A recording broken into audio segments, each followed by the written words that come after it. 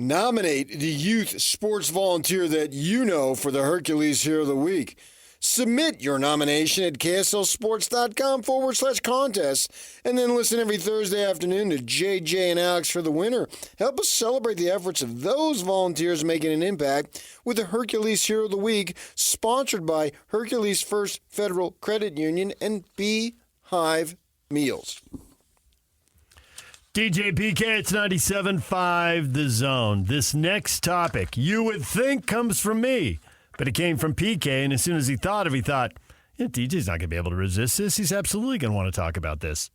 I knew you would be excited about the segment. For multiple reasons, I think this is a good topic. Right, I figured you would. Yeah. Go ahead. Please, introduce it. Well, the TV times came out for the first week of conference play. Mm-hmm. They usually do it 12 days ahead of time, so they do it the Monday leading up to not that week's game, but the next week. Sometimes they wait till 6 days, which I think is a joke, but I can live with 12 days. I'd prefer to have it earlier. And so the times came out for all the Big 12 games. It's the first week of Big 12 play in the new Big 12. And so we were curious, because I'll be in Stillwater and I want to know what time. And then I got to drive to Tulsa, so right. I don't want to be driving back at 2 in the morning. You got to plan your trip. Yeah, right. So either way, if I wasn't going, I'd have to plan my TV viewing. Big game, clearly. So they came out with it, and I was wondering, what does this mean in terms of what they view, whose teams will generate the most ratings and all that stuff? They saw they put Colorado. I don't even remember who they play now. You would know. Later in the day, and the Utes are, is it 3 o'clock Tulsa time, 2 o'clock our time? Yep. And so what are the TV windows? And you understand this way better than I do.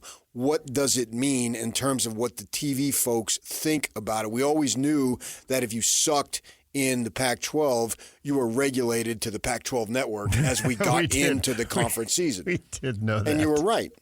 Right. And the second and third games tended to go into those 8:30 time slots. And we see BYU is playing at 8:30 against Kansas State, which I think is a huge advantage for BYU. You know how to do it. You're at home. Let Kansas State, I don't think they've ever kicked off a game, most likely at 8:30 local time. And so now they've got, which is 9:30 their time, not that big of a deal body clock-wise, but the fact that they've got to figure out what to do all day is something new, and you're looking for any little advantage, and that might be an advantage for BYU. And Lavelle Edwards, a long time ago, when I first got here, and actually you may not have even been here. It might have been the year, I got here 1 year before you, and it might have been that first year. If not, it was the second. He was talking about playing in Hawaii.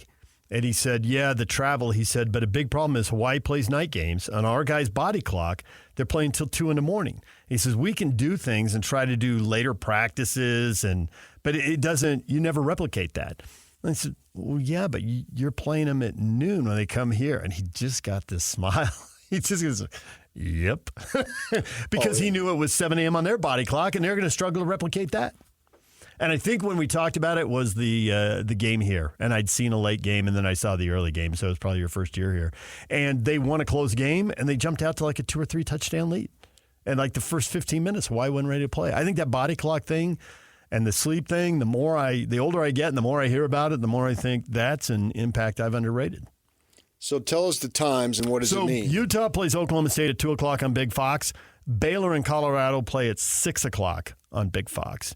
And I read that Fox, which opens today with the Big Ten, the big noon game, and they open with the Big Ten game, and it's awesome, often Michigan and Ohio State, one of those two, and that's where when they play each other, they put that game. I read that as part of this deal where they've got a game on CBS and then the primetime game on NBC, that they are not allowed, because of the CBS contract, Fox is not allowed to put another Big Ten game in that window. So they got to put Big 12 because they don't have the SEC and the ACC. So I don't know about the NBC contract. I haven't read anything on that. But I think the two best games in the league go to Fox at 2 and Fox at 6. Fox owns it. They're selling some game, but they've got the biggest chunk of the Big 12, and they're getting the best games. So I think we'll see the two best games in the league every week.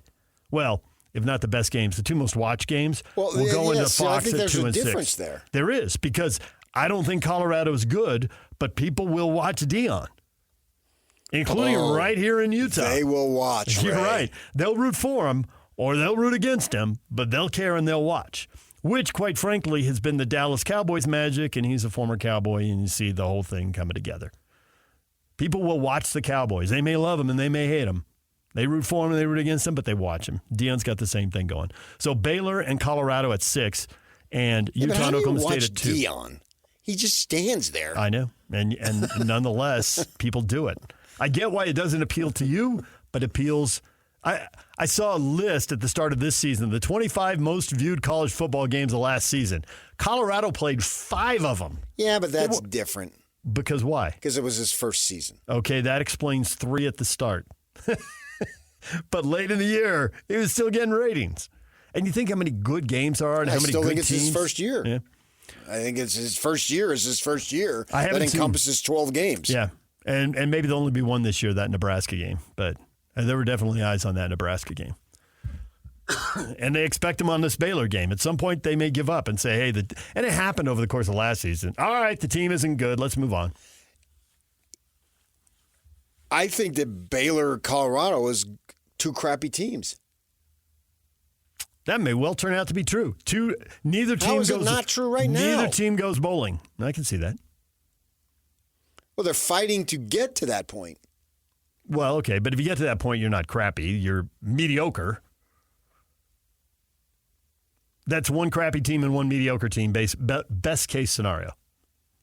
Depends on what their non-conference schedule is. I mean, you can schedule 3 wins if that's what you want. Well, they didn't. Colorado scheduled Nebraska, and Baylor scheduled Utah, and they both lost. Yeah, but they beat Nebraska last year. I think that's 2 crappy teams. If you think 6 and 6 is not crappy, that's your call. I think the late TV window is middle of the it's third or fourth best window. Arizona State and Texas Tech play at 1:30 on FS1. The thing about that late window is there's 5 teams in the league that can play in it. So there's a little bit of are you home and who else is home going on in that time slot. Well, what do you mean why isn't there more than 5 that can play in it? Because I don't think they're going to have central time zone teams playing that window. They just haven't. Okay, but you made it sound like it's a law. It's an unwritten law. Okay. It's like baseball. Unwritten law, which can change over time. Bat flips are now acceptable. They didn't used to be. Guys are flipping bats now, and nobody throws at their head the next time up. All right. I didn't know if there was some league rule. You said it. I don't think there is. I don't know, but I think it's Colorado and then the Utah and Arizona schools. We know the schools. Right. I don't think we'll see anybody else in that time slot. Maybe we will. Maybe Texas Tech will play a game in that at some point. So what does 2 p.m. on Fox signify? That you're one of the 2 most watchable games in the league. I think it signifies that Utah and Oklahoma State were 2 of the top 3 in everybody. In some cases, they were the top 2, but some people had Kansas State too. But I think that signifies that that's an elite game. So that's that has a show of respect. Yes, I think it has a major impact on the conference title race, and a lot of people are going to want to watch it. Well, I think it's the premier game of the day. I agree. Whether it's the most exciting remains to be seen. Totally agree with that, too. I mean, you don't know how Hawaii or Houston and Cincinnati could go to 7 overtimes or something. So. Yeah, the streaming game is Arkansas State, Iowa State, and the CW game is TCU, SMU. I think those are lower profile games. I don't think being on FS1 at 10 o'clock in the morning is a very big deal. That's where Houston and Cincinnati are playing. But, you're on. Your fans can find you. There's a certain degree. 10 o'clock our time. Yeah, 10 o'clock our time. I mean, that could very well be noon. It is. It's in Cincinnati. Cincinnati's Eastern time zone. Will they have, in the manner that you said, unwritten, at the end of the day, will they have that in the beginning of the day for the 5 schools that you just mentioned out our way? I believe they will. In the Pac-12, they bent that quote-unquote rule a few times because they very, very minimal. Very minimal. But they needed games in a time slot. They wanted to try it out. In this league, you got enough teams that can naturally play in that time slot. You don't have to try to force one of the Western teams into the early morning slot. So I think our teams will play in that slot when they're on the road, but I don't think they'll play in that slot at home. So a 2:00 start in 11 days in Stillwater, what does that go up against? That will go up against a good SEC game on CBS. They're going to get fed a pretty good game. They're paying a lot of money. And let's see if they've already assigned that or if it's TBD. It looks like it's still to be determined. So I don't know. It might be UCLA, LSU. It might be Arkansas, Auburn. They're probably waiting for a few more results here. I thought the SEC, though, with this, the ESPN was going to give them all times in advance, that was part of the magic of controlling the whole league. You're talking to yourself right now. That's stupid. And is that it? Is there a Big Ten? What's the Big Ten thing? I'm looking in the wrong place because CBS doesn't have the SEC anymore. That's what I thought. I'm an idiot. USC, Michigan. I'm sitting there, I'm like, hold on. Yeah, CBS is doing Big Ten stuff. USC, Michigan. It's going to go up against USC, Michigan. CBS is going to have a good Big Ten game in that time slot. The SEC, there should be a game on ABC in that time slot, as I'm muttering to myself. And it looks like they have not. I'm trying to find here. The reason why I'm asking this is that what will be the rating of the Big 12 compared to those other two? That's an excellent question. And I think right now the TV networks are betting with a lot of money that they won't be nearly as good. The most eyeballs will go to the Big Ten and SEC games, and that the Big 12, and I think this is why BYU and Utah are playing when they are. I think the Big 12 has tried to schedule a compelling game every week of the season to put into that 2:00 time slot so they're not getting puny ratings. Well, I don't that's know what how, I'm worried about. I don't know how you're going to beat. Is it just the choir watching? Yeah. And I so think nationally it gets buried. I think there's a real danger that happens, and the Big 12 has said, well, we'll try to put our best game in there, and Fox is like, well, let's try to put your best game in there. And that's why you don't have all the rivalry games on the last week of the season. That Utah-BYU game, if Cam Rising is healthy and the Utes are having the season we think they're going to have, if BYU can have a winning record. Oh, he's going to go down there and whip they. Right? That Utah-BYU game, I would expect ends up in that 2:00 on Fox time slot. He didn't say that on BYU TV, did he? Because that would be rude. It was just rude. But saying it on BYU TV. You double down on your rudeness. Yeah. Because I'm concerned about this. You're not alone. Because you want exposure, and would it be better to then take the hit and just say, okay, we're not going to compete with that. We're going to put our best game at 6:00. 6:00 tends to have pretty big games also. The second and third TV windows are where the best games usually go. Okay, but you can't play Thursday at 2 a.m. I mean, so Fox really broke out and did something different when they said, hey, we're going to put a really good game in the first TV window. That's not what the first TV window had been for historically. And they got the good noon results. Eastern. Noon Eastern, 10 Mountain. That's football time, especially when you get into November and it's cold and all that. That just screams football. Which I think is why Fox is like, the TV people haven't thought this all the way through. That's actually a very valuable time slot. I'm ready to go at 10. It's noon, you're sitting down to eat lunch, and you turn the game on. Hey, I can watch a game while I eat if I got the honey-do list, and boom, you're locked in.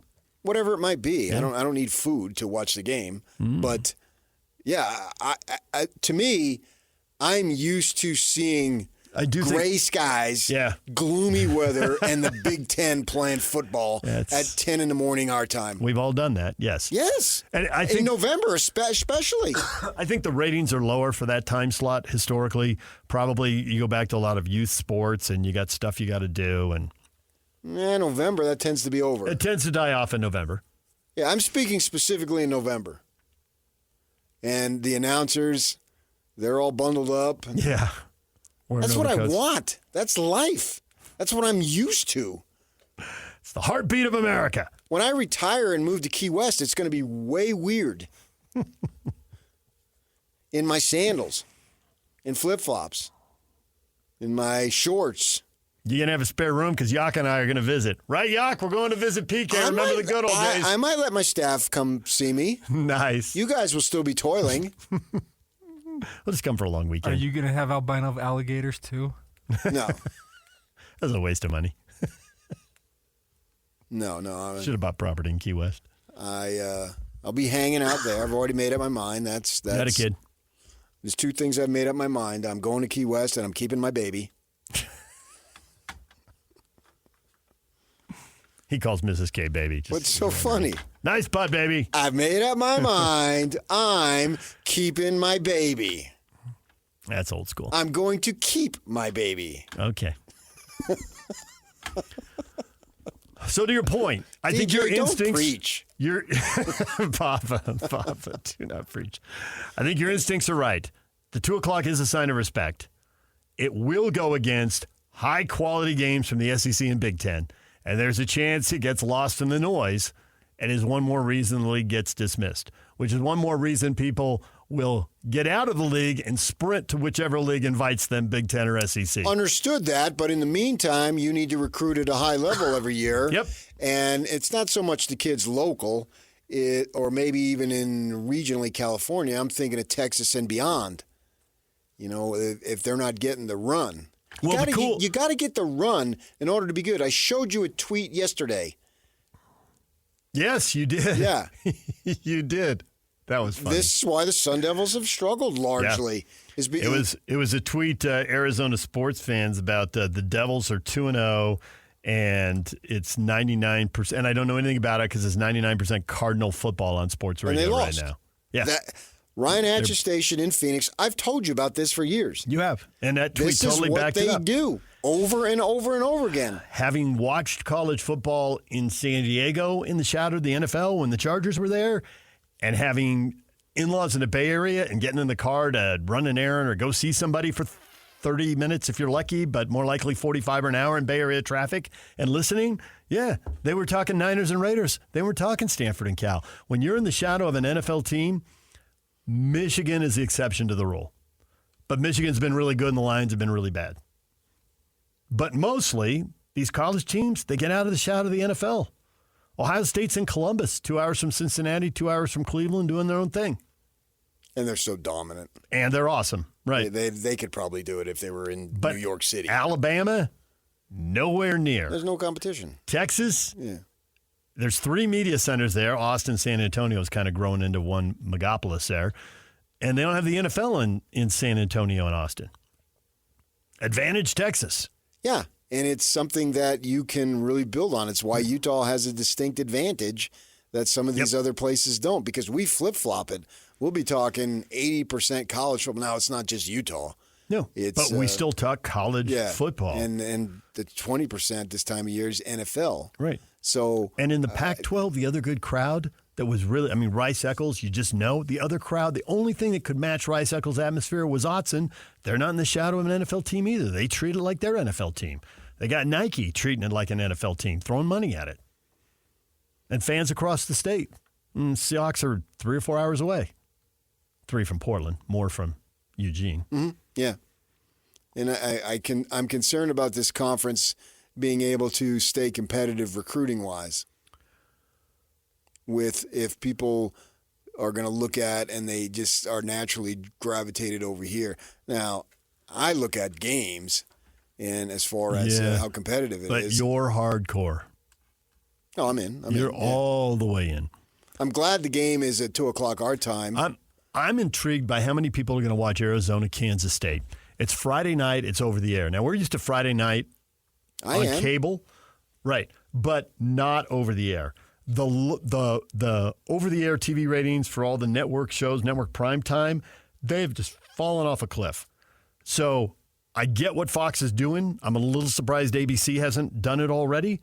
Put games over the air. Don't put them on cable and get more eyeballs on them. So maybe that's a place where the league can get a lot of eyeballs, make money off it in their next TV deal, and play more games. Now, the Big Ten's going to put some games in there. Fox is putting different leagues on Friday night. That's probably asking one league to play every Friday night might be too big an ask for scheduling.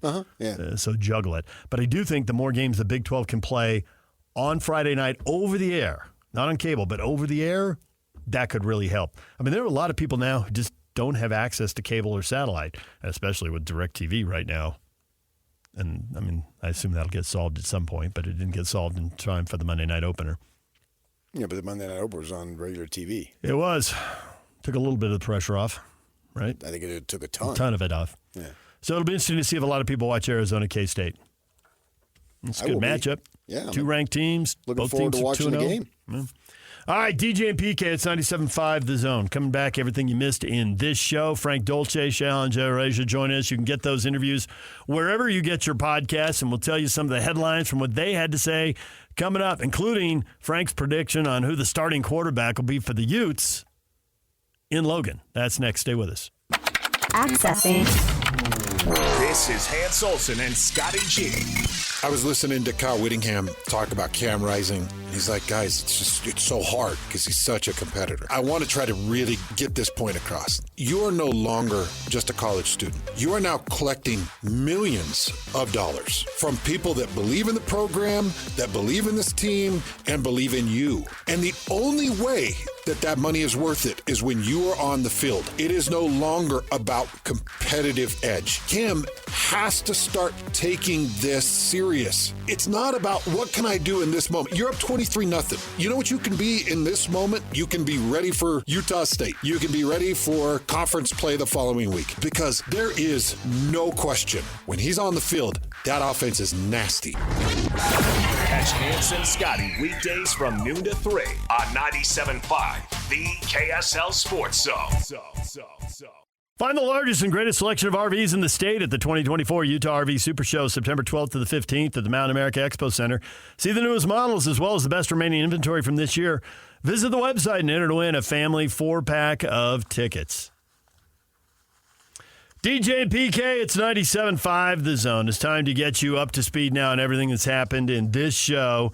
PK Frank Dolce came on and said he thinks Cam Rising is going to sit and not play in Logan. I think he'll stand. And they will win with defense and the backup quarterback. Oh, I can see that. I can see that happening if they go that direction.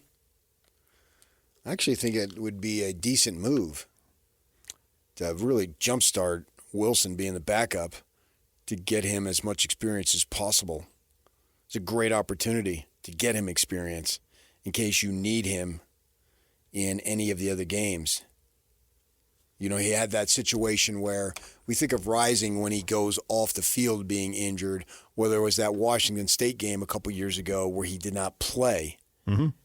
And they sat him out that game. They still won the game. Yeah, I wasn't counting that when I was adding. I was thinking I've Right. seen him knocked out 4 times in 28 starts. Right. Did he start the San Diego State game, or is that a mid-game switch? I gave him credit for starting it. He played enough. That was a halftime switch. Yeah. I counted that as one of the 28. They went into He played enough. overtime, I think, and lost that ball game over at the soccer stadium in Carson. Yeah. So that was a whole game. It was a road game. And the format in which they used to win the game is applicable this week if it should come to that. And that would be a great opportunity. I would actually like to see that, to get Wilson 4 quarters, because I think he could take a big jump at that point. And so if and when he's needed, fill in the blank when, over the next succeeding 9 games, there's really no need to be wide-eyed. Cam's been knocked out of 4 of the 28 games that we've seen him play here, 27 Yeah, starts. but when he gets knocked down, he gets up again. Chumbawamba, right? Yeah. So can he stay healthy through 10 games? The conference title game would be 11. The playoff game would be 12. Can he play in 12 in a row? Because when he plays, they're really, really good. And obviously, they've sputtered big time without him. 2 touchdowns against Southern Utah the and stuff nothing against that Baylor. he did against Baylor was not anything that Wilson couldn't do. I mean, that little 2-yard pass to that TD was easy, right? Bernard, who was open by 20 yards. Anybody could have done that. Yeah. That was a piece of cake. Right. So the touchdown drive and the field goal drive. You know, he ran for 25 yards on the field goal drive. He threw a 30-yard pass down the sideline to Money Parks, 35, whatever it was. This kid can do that. He did lead them on 2 field goal-ish drives that they then missed the kicks, which he's not responsible for. A little longer. I guess the one on that drive was a 30-yarder, and those were 43 and 45. Yeah. So that's something they have to think about. go in that direction because they should win the ball game either way. Assuming that there's nothing broken and Cam is good to go, the question with the laceration is how deep is it? Is it going to open up again if he's playing and gets hit? So they're probably weighing medical stuff in and all of this. The bloody finger. Which goes right there with the bloody sock and Kurt Schilling. Yeah. Yeah, exactly. Which goes right there with Robert Redford in The Natural with the blood coming in the side of the jersey. Yeah, exactly. Yeah. The Natural would have only been a better movie if they'd found a really good role for James Earl Jones in it. For sure. So I would like to see Wilson play. Get him going some more. In case you need him. I have no idea if you'll need him, but odds-wise say you might. I would upgrade that. I'd say odds say you will. I don't know. We're splitting hairs. Neither of us know. We're trying to sit here and predict the future. I don't know how I could go that direction. But I would say that about anybody, though. It has nothing to do with Rising. That's an excellent point, that quarterbacks in general, right now, most teams should be guessing we're probably going to need our backup. Which is why I've often said part of the schedule is when you play teams on it. Because he can miss a game or two, he being anybody, and you are playing that team, and they've got an inexperienced backup, and you just feast on it. So be it. Sucks for the loser, but that's the way it goes. Oh, well. Everybody has the same odds to have it happen. I don't think Rising is any more at risk than any other quarterback.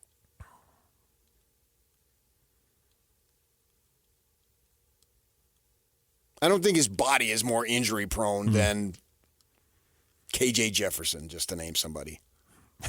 And name one of the biggest quarterbacks out there. Well, I did. Who can dish out the punishment. Yeah, but he can still get hurt. Absolutely.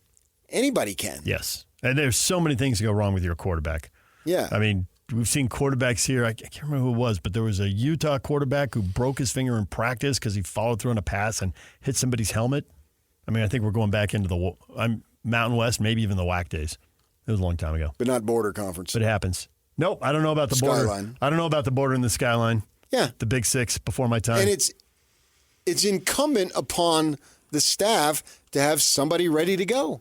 I'm guessing Cam plays, but that's a guess. I don't know. I don't know if you're reading the tea leaves if you want to guess. No, I'm just looking at it generally.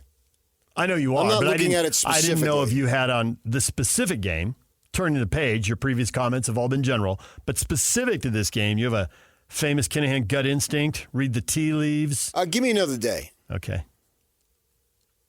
What are you going to find out the next day? You never know what you might find out. Yeah, well, then they get down to preparation. I mean, they do yesterday too, but Tuesday is a big deal. Tuesday and Wednesday are your big deal preparation days. Yes. And then it gets lighter, and we all know the practice regimen that pretty much everybody goes for, as long as they're playing on a Saturday. One of the Niner assistants, I think, was talking about that with McCaffrey not playing. It's like, yeah, you can not practice and play, but it usually shows up. There's something about the repetition and the grinding out during the week, and it matters because these plays are happening and there's fractions of a second between success and failure. But what I would say is I think they need to start deviating from the 80-20. 70-30, 50-50. I'm only reluctant. I see your logic. I'm only reluctant because I remember Devon Vele last year saying, I need to work with a quarterback. Right, but not Rising. You need to work with the other guy. You need to work with a quarterback who's going to throw to you during the game. But not Rising. I get why Brant Keithy could say that because Keithy literally has a gazillion reps with Rising, and I just don't know. But for the younger guys, the singer who transferred in. He's not going to have this outrageous year. He doesn't have to have an outrageous year. He has to make a couple of plays a game. And I don't think that you need that. If you got 50% of the reps, I think if you're that good, you make the plays. Yes. Because and they missed, is good. I know, and they missed that fraction of a second I'm talking about. They missed on a deep ball to him early in the game. Fraction of a second. Yeah, but that can be great, though. The fact that you just barely missed on him and he was deep, that by the very nature of you doing that play helps your offense. It does. It does. That opens up the rest of the field. Now they're scared of him. Woo! Caught a break there. And Bernard had a huge game. He did. Yeah. And Money Parks had a good game, and they're all focused over here.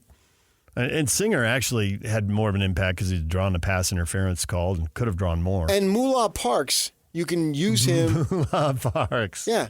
You could use him in other ways. It's not just go do a down and out, which Ludwig has. The sky is not falling here by any case this week.